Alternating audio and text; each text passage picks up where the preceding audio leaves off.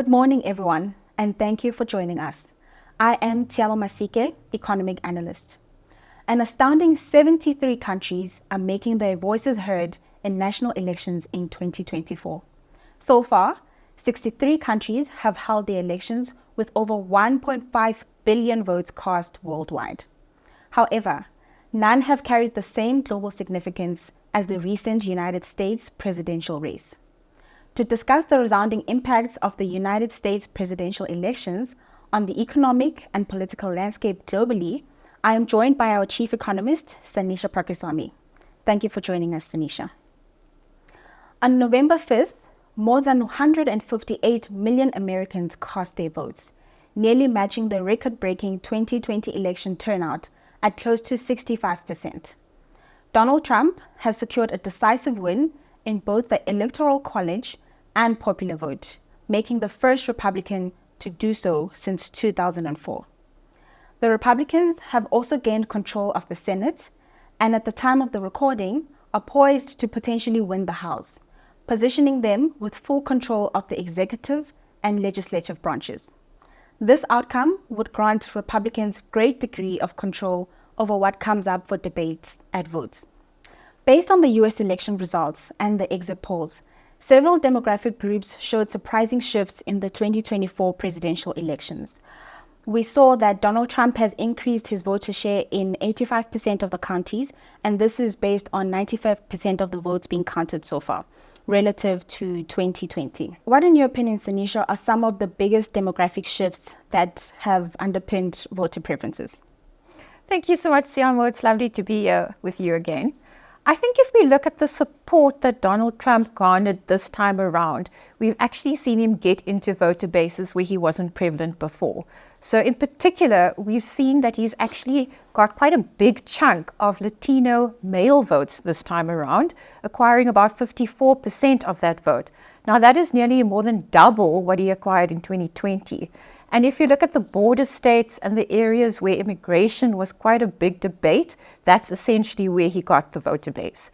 We also see that in terms of the black male voters, he also crept into that jurisdiction as well. Now, if you look at where Kamala Harris got the vote, still 80% of the black vote, but much less than what she had acquired or what Biden had acquired back in 2020. So down about 10 percentage points. And this is essentially where Trump got in, and he got more of that black male vote. Now, in some of the swing states, we actually saw that Trump had doubled his support base from that black male vote. Quite significant, especially given all the talk about immigration this time around. Now, generally speaking, you often have quite a lot of support from the black voter base in America because of the civil rights movement that is promised by the Democratic Party. However, this time around, we do have a very big cohort of young voters coming through, and they're a little bit more experimental with their vote and now looking to place their vote outside of the Democratic Party. We also find that, Trump had a very good electoral campaign, really talking about the economy as one of the key priorities. And if we look at the voter base, what were they concerned about in the run-up to elections? The economy. So essentially, even with all the immigration talk, the fact that Trump had punted the economic progress of America, I think that's really what took hold of the voter base.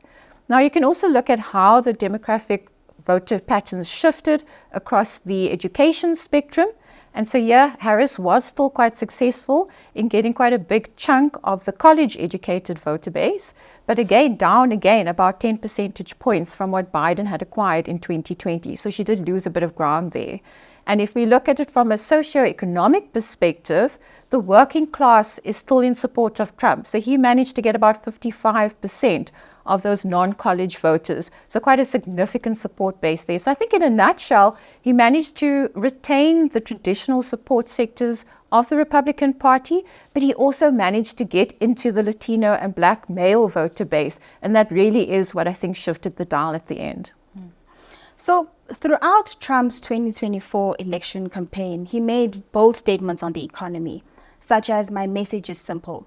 Make your products here in America and only in America. I am promising low taxes, low regulations, low energy costs, low interest rates, secure borders, low crime." If any of these policies are to come about, the timing of them and the size of the policies will matter a great deal for the global economy. What areas of the economy do you think investors should keep a close eye on? Well, Tsiamo, during presidential election campaigns, it's very usual for the presidential hopefuls to come with these sweeping promises of how they're going to reform the economy. And so very much in line with how populist leaders do it, they'll say that they're coming with very easy resolutions to very complicated problems. And by its nature, it does then imply that some of these promises are not going to be fulfilled, and some of them might only be partially fulfilled. In other words, quite a lot of economic hurdles to face going on from here in order to fulfill all these electoral promises by the end of his campaign. Now, if I look at where he sort of focused on in the run-up to the actual election, I would say there are probably about 5 key areas that Trump touched on. So the first key area is on the fiscal dynamics. So we know that a lot of the Trump tax cuts that were implemented in his first term of presidency are set to sunset at the end of 2025. These are now likely to roll over. He also promised that he would also cut corporate taxes. Now that I think is going to be quite problematic, especially in an environment where the government debt pile in the American economy is sitting at 120% of GDP. And we've seen that their fiscal deficit is around 6.5% of GDP. So, an enormous debt pile with the promise of further tax cuts does imply an even bigger debt problem down the line. The second issue is around trade. And under the Biden administration, there was a concerted effort to do multilateral trade agreements, which really promoted globalization. However, under a Trump regime, we're expecting more of a bilateral approach, so doing trade on a country-by-country basis. Now, we know that Trump has made a lot of noise around the imports of Chinese goods into the American market and wanting to slap on a 60% tariff on those goods. So I think we will see something around tariffs coming through quite quickly. The third area is on immigration. And he's made, again, very big pronouncements about the mass deportation of illegal immigrants in America. And I think this, again, is one of those areas where, populist leaders will make a very big pronouncement, but it's actually quite difficult to execute on. The fourth area of concern is, of course, deregulation. And admittedly, the American economy may have gotten itself into an area where it was overregulated. So some deregulation could actually help the economic recovery along. But in other areas, deregulation might be quite negative for the social repercussions for the American economy. So let's take gun control as an example, where gun control measures have been effectively implemented. Rolling those back may not actually be that good for society. The second area there would be something like revoking climate change issues, and that would be very negative longer term for social well-being, not just for America, but globally as a whole as well. Now, the fifth area, I would say, surrounds itself on global security issues. So for the longest time, the US economy was known as the global policeman on the global political stage. However, Americans over the last couple of years have expressed a sentiment that doesn't really want America to be positioned as the global policeman anymore. And so if the US economy reins back on military spending, it does mean that other global superpowers in Europe or in Asia now have to increase their military spending in order to fill that power vacuum that is left behind by the US economy. And ultimately, that can mean that we are in an environment of more fiscal spending and larger fiscal deficits globally. Let's unpack the 5 key policy sections that you just outlined. And I think let's start with fiscal dynamics. So the debt to GDP ratio in the United States is quite high.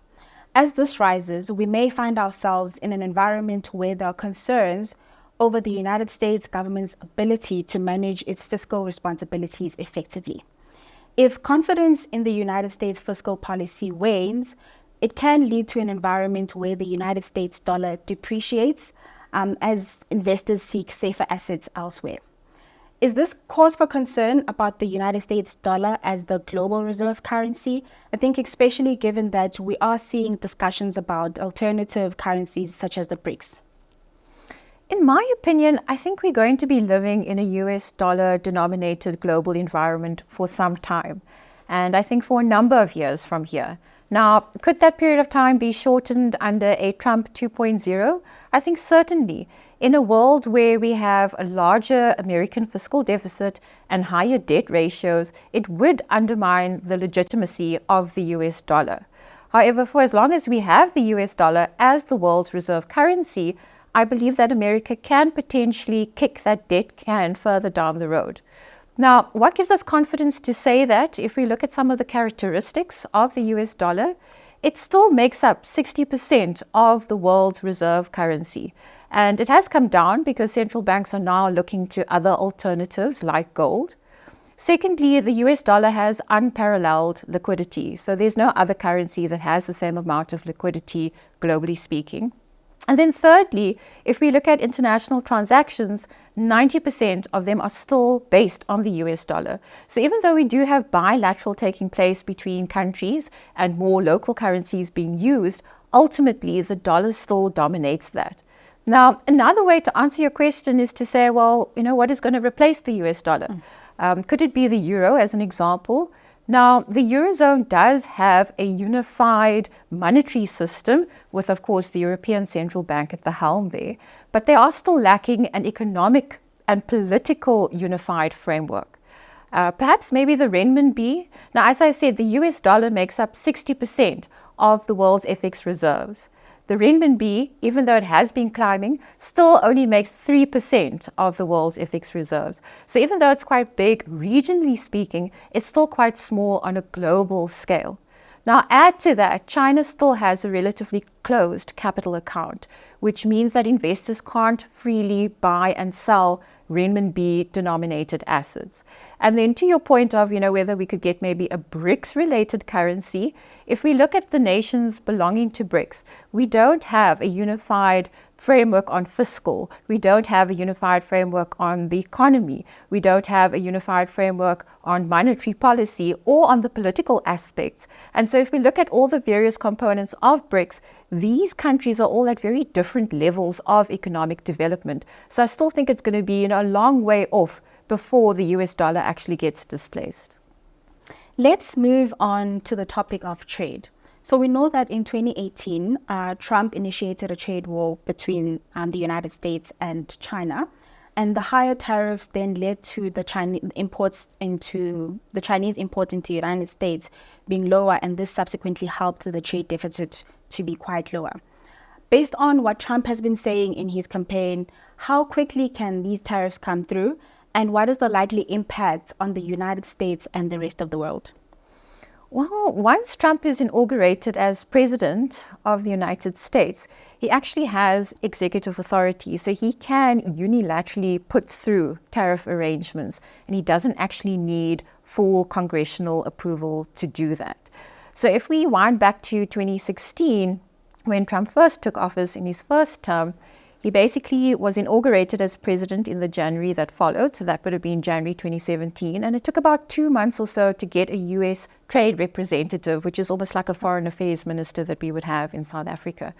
Now, based on that time frame, and let's say he puts through some tariffs and it takes a bit of time to get through the system, we could essentially have the first bout of tariffs happening already by the middle of 2025. So that's quite early on in terms of the time frame.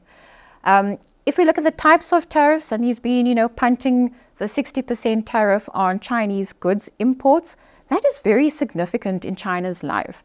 So a 60% tariff on all imported goods into China could potentially shave off 2.5% of GDP in China. So that's quite significant. And I think that this could be an opportunity for Trump to use that as a bit of a bargaining chip and to say, perhaps we don't do 60%, it can be lower, but then that would then imply that China would have to alleviate some of the regulations on American firms that are operating in China, or maybe lower the regulations on American goods that are being sold into China. So I think Trump can play this a little bit more cleverly and use that as a bargaining tool with China. One of the policy sections that she spoke about is immigration. In 2016, Trump pledged that he would build a 2,000-mile-long wall across the United States-Mexico border.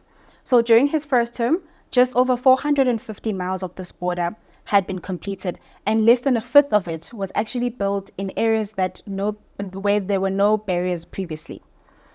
To top it off, we also saw that this war was actually funded by the United States government to the tune of 15 billion US dollars, instead of the Mexican government like Trump had initially stated.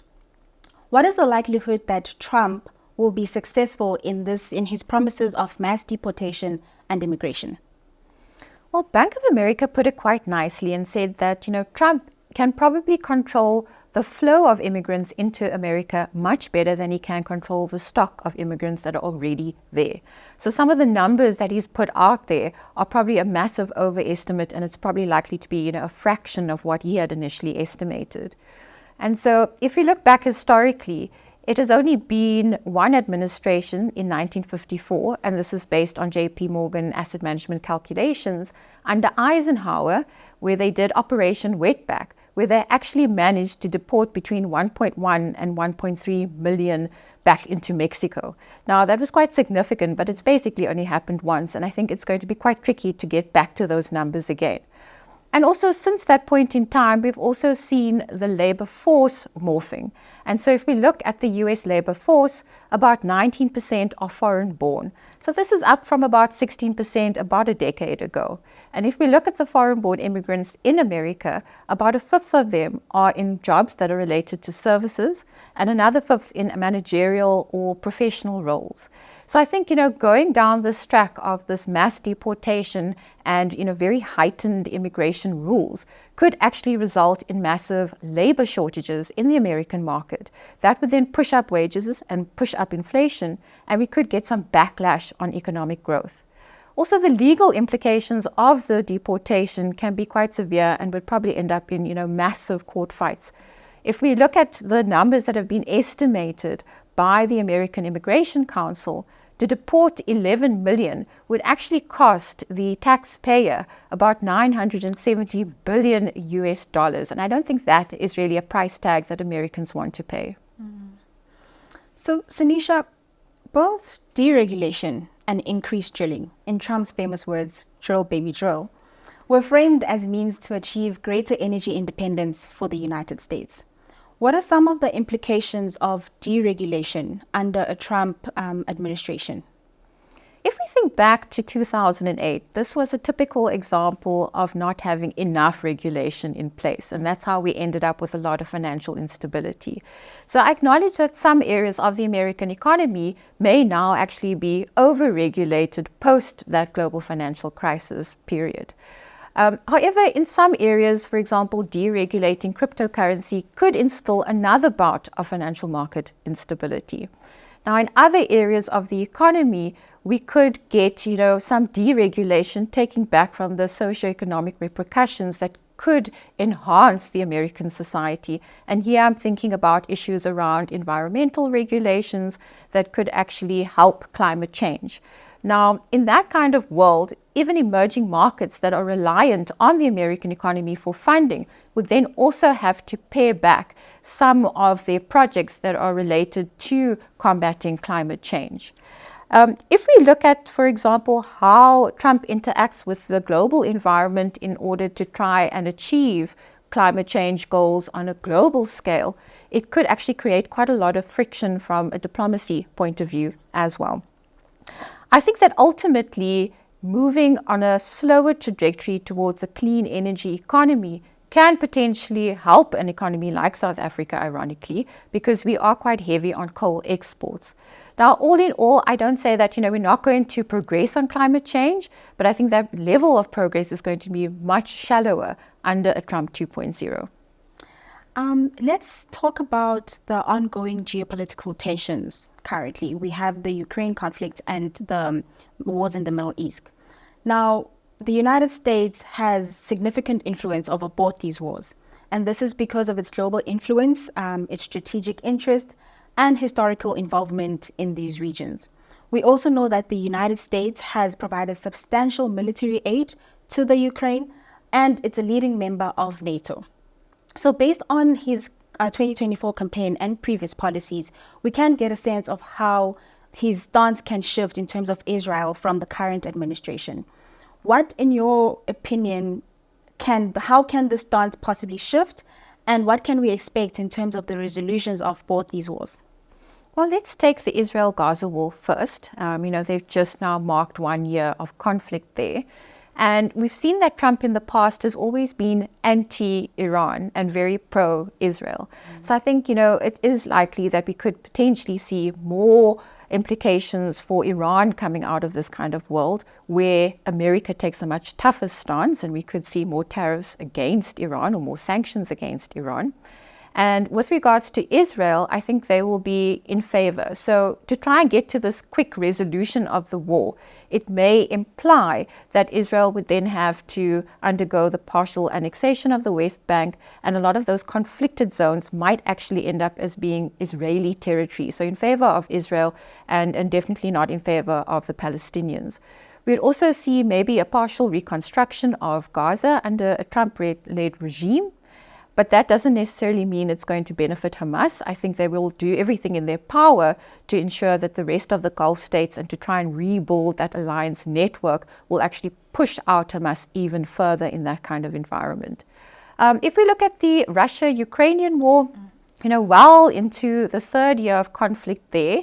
And again, I think it's going to be, a try to get a quick resolution in place in order to lower market volatility. And Trump was very bold. So he said, the first day in his presidency, he wants to ensure an end to the Ukraine-Russian war. And I think that's going to be, quite a difficult target to achieve. But I think it is going to be a little bit of a balance, trading off between the economic incentives and the political concessions for Ukraine. We know that Ukraine is extremely reliant on the US for military aid as well as financial aid. Without America, we know that Europe's defense capabilities are just not yet ready to take that over. And so that does leave Ukraine in quite a difficult position, and they may in fact need to cede some of their land, like Crimea, like parts of Donbass. And of course, the big question then is whether President in Russia, Vladimir Putin, would actually accept the amount of land that he then takes on. I think in order to promote stability in the region, we would also see a bit of a freezing of the conflict on some of those major battle lines. Now, we spoke a little bit about NATO, and I think this is, an area where Trump has in fact been right. So a lot of the NATO countries did not in fact spend enough on their military defense systems. And I think going forward, there will be an even bigger push from Trump for these countries to step up military and defense spending. And that means we could be living in an environment of much wider fiscal deficits and higher global government debt. Let's touch on other concerns relating to this new administration. So the one concern is that Trump will likely shift the court's ideological balance to the right by appointing more justices, more conservative justices to the Supreme Court. We've already seen that in his first term, he appointed 3 justices. Any additional conservative appointments could further entrench this shift for decades to come. Then we also saw concerns about Jerome Powell and whether or not he will be asked to step down. What we've seen is that his legal team did indicate that the president, Donald Trump, wouldn't have the authority to take down him or any of the governors, in fact. Where does this leave us in terms of central bank independence and monetary policy, since we've already started the monetary policy easing cycle and we've seen 75 basis points of cuts already? Well, the Fed chair, Jerome Powell, his term comes to an end at the beginning of 2026. So, we are in a world where he may actually step down at that point. But up until then, we do firmly believe that the checks and balances are there to promote central bank independence. Yes, it will come under severe questioning, just like it did in this high inflation episode where inflation touched 8 and 9% in the US economy. But we think ultimately Fed independence survives. So just like we saw post the 2 wars that, saw inflation ratcheting higher, longer dated inflation expectations actually held intact because of central bank independence. And we think that this will continue to prevail in the US economy.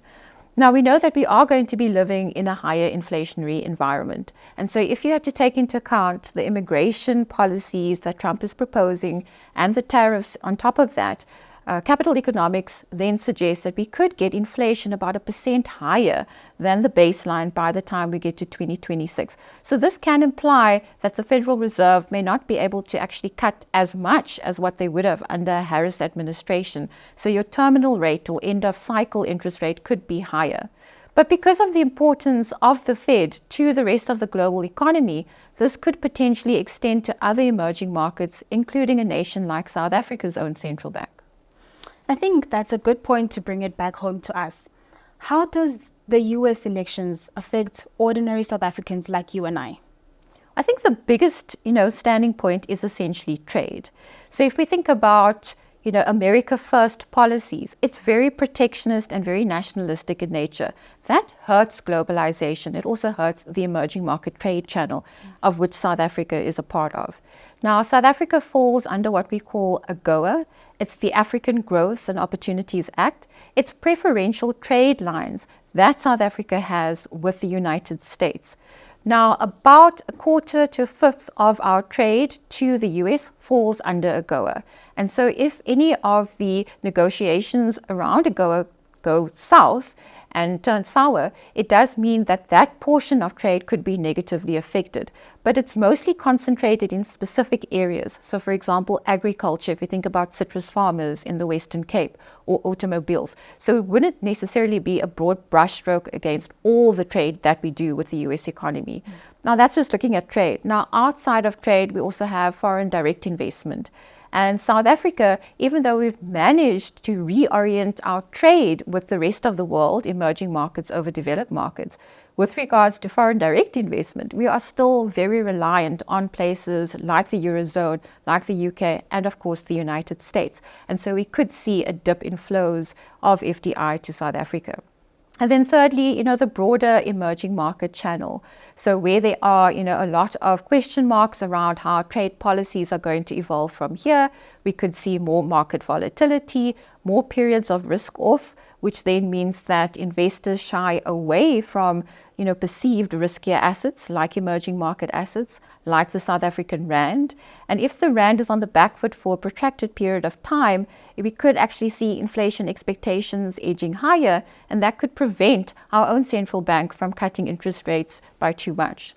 Now, we've seen that the South African Reserve Bank have mentioned that they want to get to the neutral rate, which they see somewhere between 7 and 7.25%. But we think that, further than that would then lead to that area where we are uncertain about all the inflation risks out there. So I think, taking a more cautious approach to monetary policy in South Africa is probably the right thing at this time.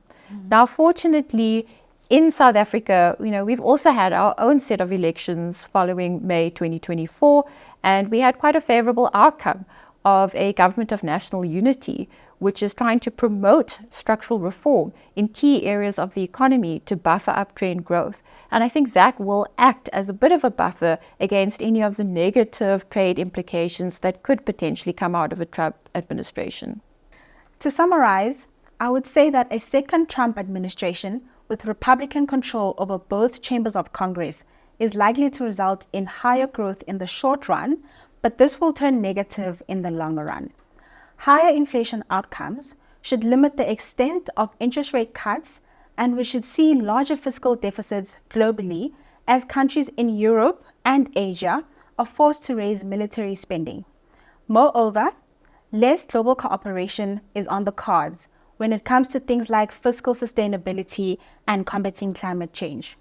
Fortunately, as you've mentioned, in South Africa with the new government and continuation in structural reforms, this should usher in hopes of better growth prospects in the medium term. But the risk of rising global risk aversion could negatively affect us in the short run.